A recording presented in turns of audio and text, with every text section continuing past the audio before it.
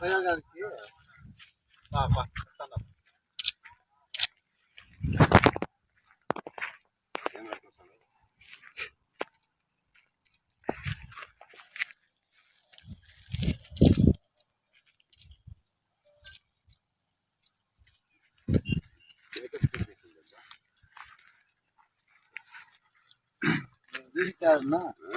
ఏంటంటే నిన్ను వెలుగులోకి తీసుకురాలని వాళ్ళకి నంద్యాలకి రీసెర్చ్ సెంటర్ ప్రసాద్ కొర్ర అది ఎట్లా ఇప్పుడు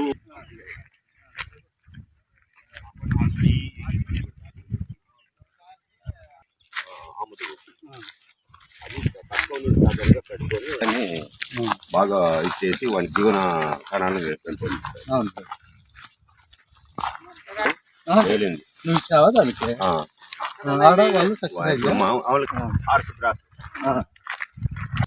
రెండు పదులైనా కూడా అరిక అరిక అరికానా అరికానా అరిక అరిక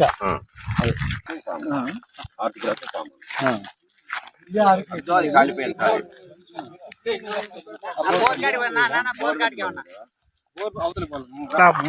అంటే ఇప్పుడు ఎటువంటి రోగాలు రావు. తీసుకో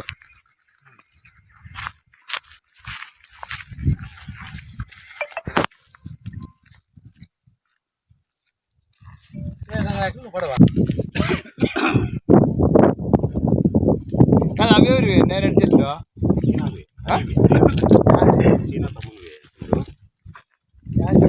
క్రాస్ బీట్ చేసేసి దాన్ని ఏంటంటే దాన్ని ఒక దిగుబడి పెంచేకిను ప్లస్ ఏదంటే ఆయన చెప్పేది అన్న నీటి తక్కువ నీటి తక్కువ నీరు పడుతుంది అని చెప్పేసి మనకేంటంటే ఆ సామను ప్లస్ ఎర్రగడ్డిని క్రాస్ బీట్ చేసేసి ఆ పంట కాలాన్ని కూడా వ్యవధిని కూడా తగ్గించేకి 7 ఏళ్ళ నుంచి ఇచ్చేస్తాడు అన్న. దీంతో పాటే అరికలును ప్లస్ బూడిదగడ్డి అది యాక్చువల్గా పంట 7 నెలలు 8 నెలలు అంట పంట. దాన్ని వచ్చేసి అది సక్సెస్ అయింది. అరికలు ప్లస్ బూడిదగడ్డి రెండింటిని దాన్ని రెసిస్టెన్స్ తీసుకొని మన బూడిదగడ్డిని అరికలను క్రాస్ బీట్ చేసేసి 6 నెలల పంటను 3 నెలలు చేసేసి వీళ్ళకి మన ఏది కర్నూలు దానికి కూడా ఇచ్చాడంట. టోటల్ కోయంబత్తూరు పంపించాడంట.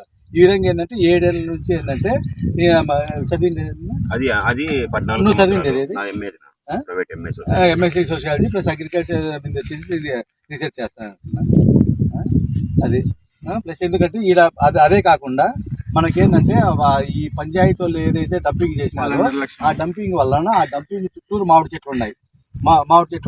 ఇప్పుడు నేడు చెట్లు కాలిపోయినాయి. ఆ బాబు అనే మామిడి చెట్లు కాలిపోయినాయి.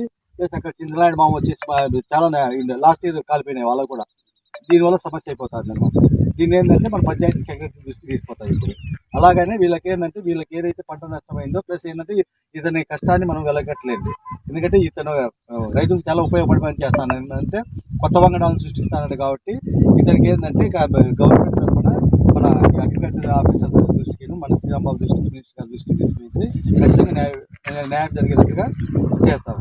అదొకటి వచ్చేసి మనం ఏంటంటే ఆ పంచాయతీ సెక్రటరీ చేసి డంప్యార్డ్ దాన్ని ఎక్కడైనా కానీ దూరంగా చేసేసి ఆ దృష్టి లేకపోకుండా ఎందుకంటే ఇక్కడ చుట్టూరు పొలాలు ఉన్నాయి. ప్లస్ ఏంటంటే అక్కడ ఏంటంటే కలుస్తుంది నీరు అయిపోతుంది. మన చెరువులోకి పోయే దానికి కాలువ నీళ్ళు అవి కంటామినేట్ అయిపోతాయి అనమాట. దాన్ని కూడా పంచాయతీ సెక్రటరీ దృష్టికి తీసుకెళ్ళేసి దానికి కూడా డంప్యార్డ్ లేకపోకుండా దానికి సపరేట్ డంప్యార్డ్ కేటాయించేసి ఎవరికి ఇబ్బంది లేకుండా అలా తీసుకుపోతాం. ఇది వచ్చేసి మీకు ఖచ్చితంగా రేపు అగ్రికల్చర్ ఆఫీసర్ దృష్టికి పట్టాల్సిన గారి దృష్టికి మినిస్టర్ గారి దృష్టికి తీసుకెళ్ళేసి ఈ పంట నష్టం దాన్ని కూడా పరిహారం ఏదన్నా అందేటట్టు ఖచ్చితంగా చూసారు. ఇప్పుడు ఇది పంటనా గడ్డినా? పంటలు రెండు రకాలు కలిపి ఇది వచ్చేసేసి సామ ప్లస్ ఎర్రగడ్డి. నేను చెప్తా, ఎర్రగడ్డి ఏరు 18 అడుగులు లోపలికి పోతుంది. 18 అడుగులు ఉన్న నీటిని తీసుకున్న శక్తి ఉంది. అయితే సామకు ఏరు 12 ఇంచులు మాత్రమే 12 సెంటీమీటర్లు పోతుంది. 12 సెంటీమీటర్ల లోపల ఉండే తేమ శాతాన్ని తీసుకుంటుంది. ఎర్రగడ్డి హార్స్ గ్రాస్ ఎర్రగడ్డిని అంటారు. హార్స్ గ్రామ్ను ఊళ్ళో అంటారు. హార్స్ గ్రామ్ అంటే దాని పూర్వము రాజులు గడ్డిగా గుర్రాలకు వాడేవాళ్ళు. దానికోసం చేతు అనే గుర్రం రాణా ప్రతాప్ సింగ్ గుర్రము 250 కిలోమీటర్ల స్పీడ్ పోయేది. అతని కంకణము అన్నీ కలిసి 1 టన్ను బరువు మోసుకుని చేతు అనేది. దానికి ఈ ఆహారం తినిపించినారంట. మన ఝాన్సీ లక్ష్మీబాయి ఆమె ఈ ఆహారం తినిపించింది. ఆ కారణంగా దీని పేరు హార్స్ గ్రాస్, హార్స్ గ్రామ్ అండి. హార్స్ గ్రామ్ని ఎర్రగడ్డిని క్రాస్ బ్రీడ్ చేసి తీసుకొస్తే ఇది 14 సంవత్సరాలు పడుతుంది మనకి బ్రీడర్ రావాలంటే. ఇప్పుడు 7 సంవత్సరాల నుంచి పోయినా కోల్పోయిన, పూర్తిగా నష్టమైంది నాకు. ఎంత నష్టం ఉంటుంది ఇప్పుడు? అది చెప్పలేండి, నష్టం అంటే చెప్పలేండి. ఎందుకు 7 సంవత్సరాలు నాకు కష్టార్జితం బూడిది పాలు చేసేస్తున్నారు. మళ్ళీ మొదటి నుంచి రీసెర్చ్ ఏంటంటే ఒక స్టేజ్కి వచ్చింది ఇప్పటికి. దీనికి ఏంటంటే రైతులు ప్రయోగశాల నుంచి రైతుల భూముల్లోకి పోయే స్టేజ్కి వచ్చింది. మళ్ళీ ఈ నష్టం వల్ల ఏంటంటే మళ్ళీ శ్రమ అన్ని అంతే కాలం శ్రమ పడుతుందని చెప్పేసి ఆయన చెప్పారు. చాలా కష్టమైంది. ఎందుకంటే నైట్ పని చేయాలా, పగులు పని చేయాలా, క్రాస్ చేసుకుంటుండాలా. ఆ కష్టం అంతా వర్ణన అది అది పంచాయతీ శాఖతో వదిలేయాల నా బాధ. చెప్పలేదు. 14 సంవత్సరాలు పెడితే అప్పుడు 14వ సంవత్సరంలో అది తయారైతుంది. అంటే ఇప్పుడు మధ్యలో పోయింది కాబట్టి రైతుకు ఇవ్వచ్చు కింద. అప్పుడు మనం ఇప్పుడు మధ్యలో పోయింది కాబట్టి మళ్ళీ మొదటి నుంచి 7 సంవత్సరాలు మళ్ళీ మొదటి నుంచి రాలే నేను. మళ్ళీ ఈ గడ్డిని పెంచి ఇది 2 సంవత్సరాలు పెంచి మళ్ళీ 7+1 7+1 పెట్టుకుంటూ మళ్ళీ 7 ఇది పెట్టాలా, 1 అది పెట్టాలా, మళ్ళీ క్రాస్ చేసుకుంటా మళ్ళీ 5 1 మళ్ళీ 5+2 5+2 మళ్ళీ 3 రాలేదు. ఒక ఇతరం అట్లా పెట్టుకుంటా రెండు క్రాస్ చేసుకుంటా అట్లా 14వ సంవత్సరానికి దాని అసలు బయటకు 7 భాగాలు మన ఇదే సామా. ఒక 7 ఫస్ట్ సంవత్సరం 7+1 అన్న 7 సాములు పెడతాము, ఒకటి పెడతాము, క్రాస్ చేస్తాం, మళ్ళీ తగ్గించుకుంటాం. అప్పుడు మళ్ళీ 13 సంవత్సరాలు 14 సాము పెడతాం, 1 పెడతాము. అప్పుడు క్లియర్ సక్సెస్ అవుతుంది. రూటు సక్సెస్ అవుతుంది, దాని స్టమ్ సక్సెస్ అవుతుంది, ఈల్డింగ్ తర్వాత ప్యానికల్ సక్సెస్ అవుతుంది. అప్పుడు రైతులకి వస్తుంది.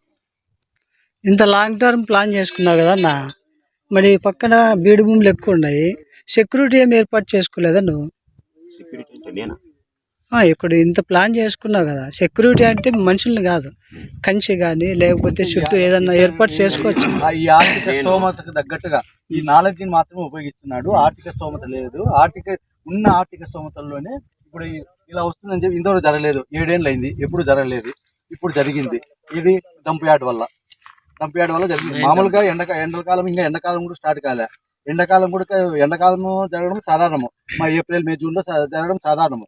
కాబట్టి జనవరిలోనే ఇది జరగడం అంటే ఓన్లీ ఏంటంటే మన తప్పిదాలు, మన నెగ్లెక్ట్ అనమాట. పంచాయతీ అక్కడ డంపింగ్ చేసి అది చుట్టుపక్కల తోటలు ఉన్నాయి, ఆ తోటలను కూడా దృష్టిలో పెట్టుకోకుండా వాళ్ళు డంపింగ్ చేయడం వల్లనే ఈ నష్టం జరిగింది. తీసుకోకపోవడం వల్ల.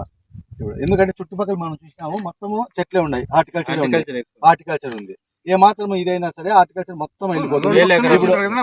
కింద రోడ్ పక్కనే వేసింటారు. ప్లస్ గాలి ఇటువైపు అన్నా సరే ఇప్పుడు పూత పూత ఏమి ఉండవు చేసేసి దాన్ని కూడా మనం రేపే పంచాయతీ సెక్రటరీ దృష్టికి తీసుకెళ్ళేసి ఇక్కడ లేకుండా దాన్ని